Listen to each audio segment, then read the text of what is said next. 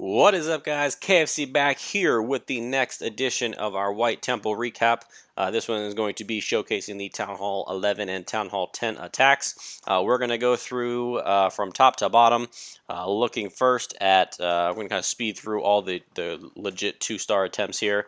So Sean coming in, doing his job. Taking 14 loons, 14 Valks, 27 minions, and he is going to grab the 2-star on this base. Awesome attack here by Sean. There you see a couple of loons going in, trading for some archer towers, a couple of haste spells to push them in through the sweepers. What this is going to allow him to do, quite simply, is drop all these minions around the side to go ahead and grab some free percentage. So as you can see here, all the way up to 26, 27, 28. He's going to get all the way up to, it looks like, 35%. Goes ahead and spams some minions in there to go ahead and grab that Elixir Collector. The Eagle Artillery does start going off. So let me pause this here. So he's at 37% before he even does his Town Hall dive. So he's got a heal spell, a rage spell, and a free spell to go ahead in there and grab that Town Hall. Free spell goes in on the Eagle Artillery in the back right before it's about to fire. Town Hall is down. He's at 54%. Queen does finally go down. The Clan Castle is not even down yet. And he is going to go ahead and secure that 2-star for us and get us a decent percentage as well, landing with a 58%. So perfect job there by Sean. That's exactly what we want. A 30-35 hero guy available to do during an arranged war is 2-star the 11, and you also get 58% is completely, totally legit. So good job there. So then you had me going in on number 2. This was a YOLO-ish attack from the Dunkin' Donuts that I was sitting in. A little ambitious I got with this attack here. It was not very good at all. Going to start my AQ walk up here. Going to get Wizards down to funnel. Going to kind of walk her over to the left. Kind of going back to that Town Hall 9 video I did, you know, these bases with the defenses that are set back just enough so that the AQ can't reach them, they definitely are a little bit annoying for me. She's actually going to break in, and that is where I sort of went into panic mode. I wanted her to continue to walk around, but she's going to break into the base herself. Ambitious freeze on the backside there, for sure. It's going to allow everything just enough time to get in. A jump spell on the back. I was going for 3. That is how all the cool kids do it. Town Hall goes down 48% by the time that everything else goes away. So yeah, basically did the attack without 2 spells, and then finally just going to draw some hogs in over here. Wizard in behind. That's going to grab us some percentage points. Not a good attack at all by me, but it got the job done. So we will take it for sure. But that's an example of an attack that could ruin tiebreakers in a war where everyone clears the 9s, the 11s triple, both 10s. So definitely one that we had our eye on down the stretch. Trent going in here, also going to kind of fast forward this raid, just securing the 2-star, nothing super fancy. He is bringing 18 bowler 2s with him, so I mean I know that is a 3-star strategy, but the primary purpose here of his attack was to go in and grab that 2-star. Jump spell down on the initial compartment. I'm just not a huge fan of this personally, like jumping in the first compartment. I mean, you got a golem out there tanking. Trust your wall breaker game, you know, just like throw the.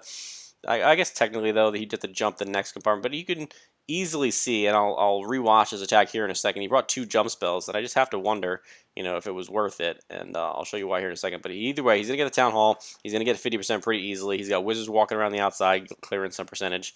His Queen now uses her ability in the middle, so the 2-star was never in doubt. He's gonna go ahead and grab the 61% here in a moment, and it's gonna end the raid. But just for like an initial scout, I just wanted to get, since I have the attention of the Goodfellas and White Temple, possibly, as I do these recap videos, just doing a little bit of theory crafting here. So if we look at this base over again, you know, he's bringing 2 jumps. He's bringing a jump spell to connect basically to that cannon, and then he's also bringing a jump spell for down here. You know, if you just drop a couple of wall breakers correctly at this junction, you can break into both compartments, and then instead of using the next jump spell, you can just use it sort of down here in this area, so you can still kind of put it like the ass end kind of up here, and then it would cover kind of all these compartments, and then at that point all your troops will kind of path a little bit more predictably kind of through this compartment here, and then they'll kind of take out this compartment. Someone will run over and get the Queen, and then you would have more synergy, I feel, and then you have an extra spell as well. This Inferno Tower is way out of range, obviously, so this looks like an ideal spot maybe for a heal spell. You know, heal up the bowlers kind of for their secondary push over to this other Inferno Tower, and they kind of walk in this more clockwise direction. You know, using that jump spell early, it just looks awkward. You know, like you can easily get by dropping maybe a bowler or two just to kind of go ahead and squeeze in through that compartment right there. But instead, they're all going to sort of walk, and then they're going to take an awkward pathing here. Like most of them stay, in fact, on the left, and you really never get a good spot. I don't know. Anyway, I'm just rambling at this point. Just something I picked up on as I watched that. So something food for thought. Trent going in on number 4 once again.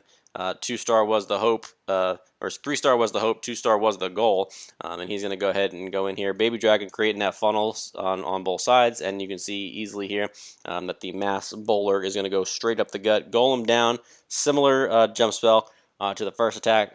Does not need, but in this attack there's not a secondary jump to get into those backside compartments, presumably because he wanted to go ahead and grab the 2-star, no doubt. Rage spell goes down. Looks like a little bit of a waste. I think only one bowler actually got it. But Queen is going to come in behind, snipe that Town Hall. Backside freeze is going to allow that Queen to do some work. She's going to take out that Inferno Tower and continue to pick off some percentage points here. We got bowlers walking around the outside trying to meet in the middle.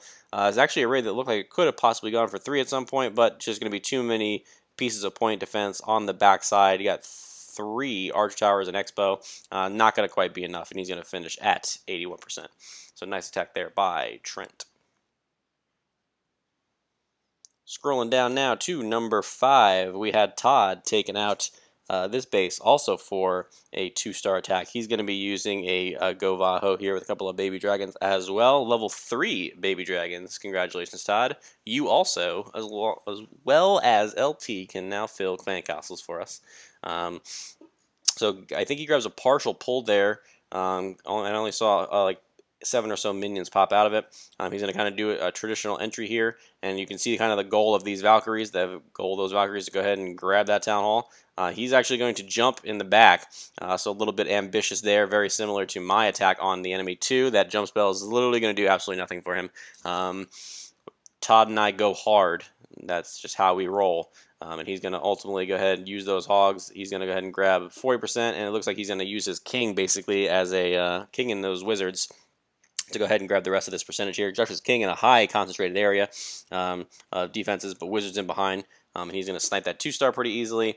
And then he's got wizards still working over there on the top left, and they are going to grab the 60%, and we will call that a 2-star.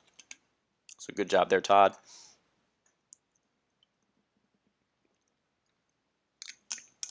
All right, now is when we get into the fun. We're going to watch Lucifer Law do his work as a Town Hall 11. This is what Town Hall 11s are supposed to do in Arrange Wars. They are supposed to come in with their 40-40-20 and their max Valks and their max bowlers and make shit happen.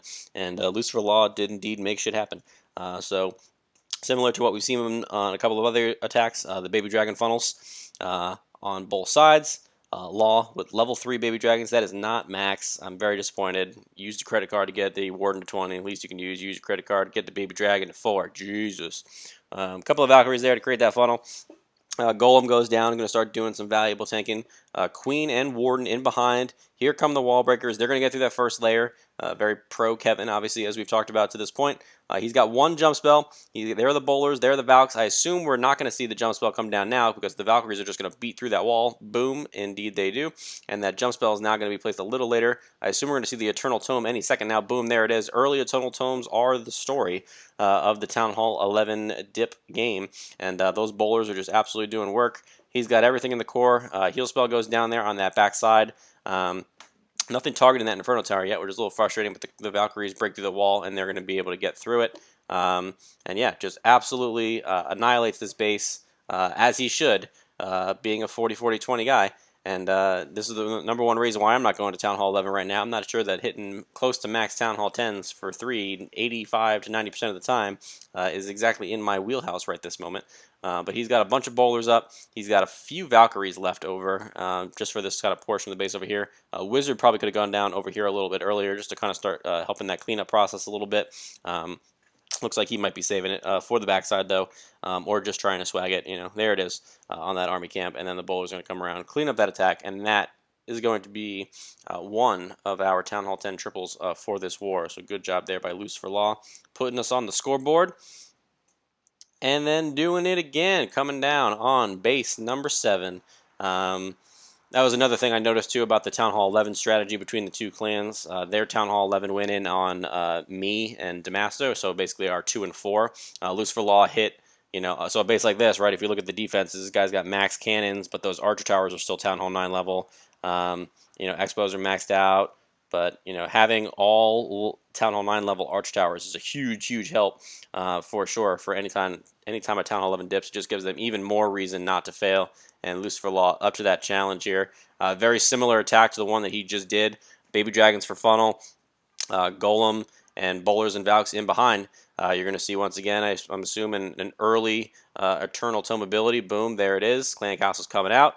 That Golem is a little scary right now. I assume we're going to see a heal spell here relatively shortly. Boom, there it is. Coming down through the center, and it just looks like a big clusterfuck, man. Like it doesn't seem like you have any control over it. You have no idea where to drop your spells. And at this point, once you get to this stage, you really only have 6 decisions left to make. From Lucifer Law's perspective, he's got 5 minions and the AQ ability. Everything else is just kind of on autopilot at this point. No other decisions to make. Those bowlers are doing work. Most of the meat that's left in this raid is obviously at 12. By the time I actually got the words out of my mouth, the stuff down at 6 was already dead anyway. But he's still got a BK with a decent amount of health. He's still got a Queen with her abilities. The Warden's still at full health. And he really only has 1 compartment to go. So really at this point, it's a big cleanup endeavor.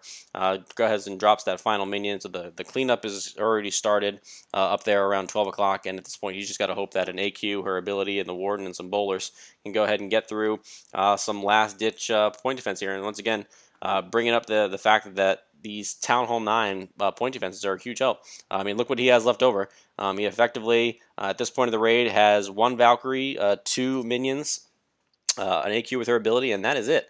So you can imagine, obviously, all those Town Hall 11 pieces of, or Town Hall 10, god damn it, Town Hall 9 level pieces of point defense. If they were Town Hall 10 max level, this raid might not have gone as smoothly. A lot of stuff would have died out a lot sooner, and it probably wouldn't have resulted in a triple. But as such, that was not to be. That was not what we were dealing with. And we were able to go ahead and clutch this triple. And that was the second one for us. So good job there to Lucifer Law, taking out that base. Congratulations, that was your first arranged war with us. So maybe one of these days you'll leave the kiddie pond of Rising and come and join us in Maine permanently. I don't know. All right. Now we got Kaylor going in here on base 8. This was a fresh hit Town Hall 10 triple because Kaylor is a fucking professional. He knows, he's been around the block before in arranged wars. He knows how to get shit done. He's going to be doing an AQ walk mass Valk attack here, and it is gorgeous. For those of you that haven't seen it too far, 2 jump spells are going to get him through basically the entire base. Some very patient minions here going down. Valkyrie help create the funnel, and here we go. 4 Valkyries on each of the barracks, and then the healers come in behind, and then the mass Valk attacks. Gets absolutely destroyed by a spring trap right out in front, which is a little annoying. Double poison spell goes down on the CC, which is a little scary, but a free spell is going to take out that first Inferno Tower. Second jump spell is going to lead those Valkyries into the second Inferno Tower and a Tesla farm. And there's that rage spell that we were talking about yesterday, debating Town Hall 10 rage spell versus Town Hall 9 heal spell for the Valkyries. As you can see, those healers now are going to do work. They're going to, unfortunately, right now they're on a Queen that is on a multi-targeting Inferno, but as soon as that Inferno Tower goes down, boom, everything targets the Queen, and the healers are now still on her. Still has her ability in the bag as well. Valkyrie's up there doing their work up there at 12 o'clock. Only 1 piece of point defense on them, so not a big worry there. I think he actually missed his Queen ability. I briefly looked up at 12 o'clock. So I believe he missed his Queen ability, but look at that. The healers are going to go safely away from anything that can hurt them for the moment and jump on those Valkyries, even if just for a brief second before they get targeted there by that Archer Tower, and then they are going to go ahead and run in and take out this compartment. They still have a couple of healers on them as well, staying out of range of the air defense, and I'm sure this attack, I'm going to put an asterisk on this attack, because I'm sure this attack did not go the way that Kaylor planned it to, by any stretch of the imagination. Had he hit that AQ ability, I think this raid would have been over a lot quicker, obviously. But as such, he does indeed hit the fresh Town Hall 10 triple with the 20 Valk attack. Very, very nice jump spells, very, very nice pathing. A couple of things that I'm sure he would have liked back.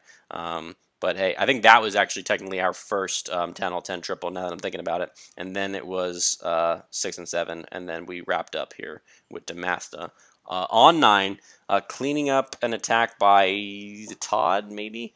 Um, Someone in his base before. Damascus said he's not a Valk guy, but he's bringing 16 Valks here in on this base to go ahead and grab this triple. So basically, everything in this base is Town Hall 9 level, with the exception of the level, I think that's level 2 Inferno Tower. So he's going to start an AQ walk there down at 6. Break her into the base. I should have said charge, not walk. And so the Hogs are now going to go in here and help assist with the CC pull. Looks like, again, only just a partial pull. Those mass minion CCs are a little annoying when you're trying to trickle in some Hogs to grab the pull. He's going to send his Valkyries in here to go ahead and get started on the rest of the base. Actually, it looks like he did get the full pull because there's nothing coming out. Heal spell goes down in a beautiful spot. It was right after the Inferno Tower went down, and it was before they got in range of the other Inferno Tower, so max value there from that heal spell.